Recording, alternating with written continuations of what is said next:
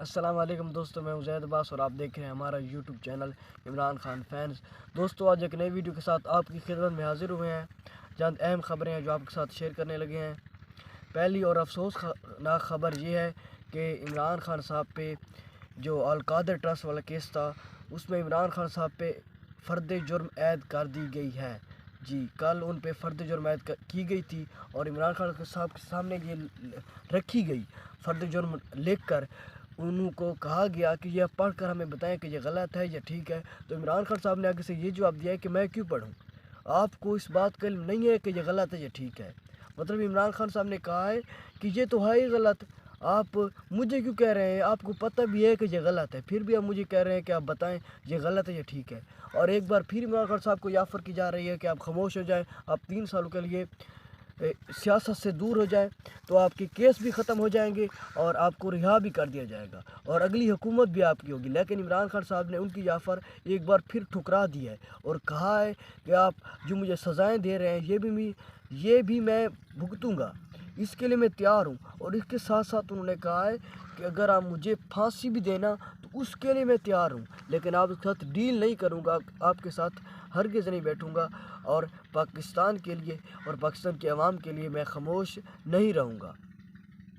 اور دوسری بات یہ ہے کہ عمران خان صاحب نے 2 ناموں کی منظوری بھی دے دی ہے، سپیکر اور ڈپٹی سپیکر قومی اسمبلی کے جو سپیکر اور ڈپٹی سپیکر ہیں۔ جو سپیکر ہیں وہ ہیں عامر ڈوگر صاحب اور جو ڈپٹی سپیکر ہیں وہ ہیں جنید اکبر صاحب۔ جی، انہوں نے ان دونوں ناموں کی منظوری دی ہے، یہ بنیں گے پی ٹی آئی کے امیدوار، جنید اکبر اور عامر ڈوگر صاحب۔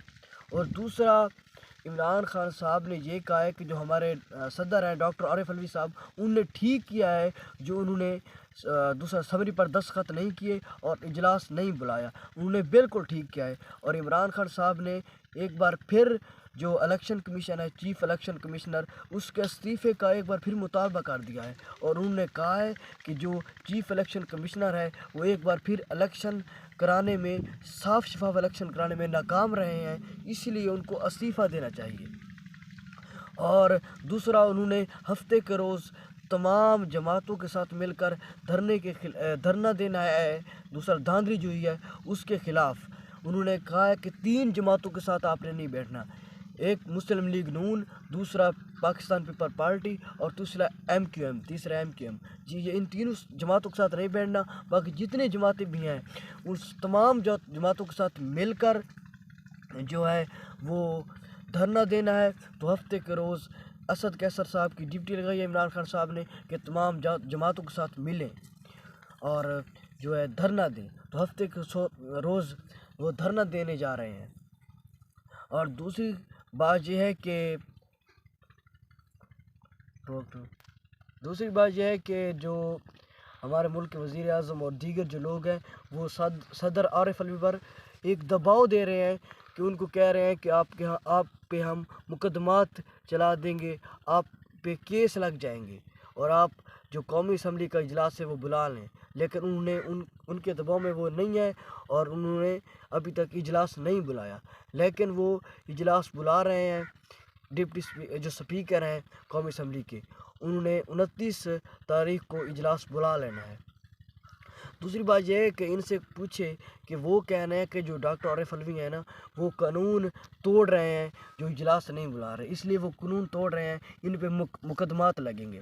ان سے پوچھے پہلے جو سپریم کورٹ کا حکم آیا تھا، عمر تا بندیال صاحب نے دیا تھا کہ 90 دن میں الیکشن کرائیں، چیف الیکشن کمشنر جو ہے وہ 90 دن میں الیکشن کرانے میں پابند تھا لیکن اس نے نہیں کرائے۔ کیا اس وقت قانون جو ہے نہیں ٹوٹا تھا اور اس وقت قانون کی پابندی کی گئی تھی اور اب قانون جو ہے وہ ٹوٹ رہا ہے؟ اس وقت قانون نہیں توڑا گیا تھا اور اب یہ کہہ رہے ہیں کہ یہ عارف علوی قانون توڑ رہے ہیں، تو یہ غلط دباؤ دے رہے ہیں۔ تو دوستو اور بھی جیسے مزید خبریں آتی رہیں گی ہم آپ تک پہنچاتے رہیں گے۔ تو اگر ہماری یہ ویڈیو اچھی لگے تو ویڈیو کو لائک کریں اور کمنٹ باکس میں اپنی رائے کا اظہار ضرور کیجیے گا، اور اگر آپ ہمارے اس چینل پر نئے ہیں تو چینل کو سبسکرائب کریں اور ساتھ میں دیے گئے بیل آئیکن کو ضرور پریس کریں تاکہ ہماری ہر آنے والی ویڈیو آپ تک پہنچ سکیں۔ ملتے ہیں نیکسٹ ویڈیو میں، اللہ نگہبان۔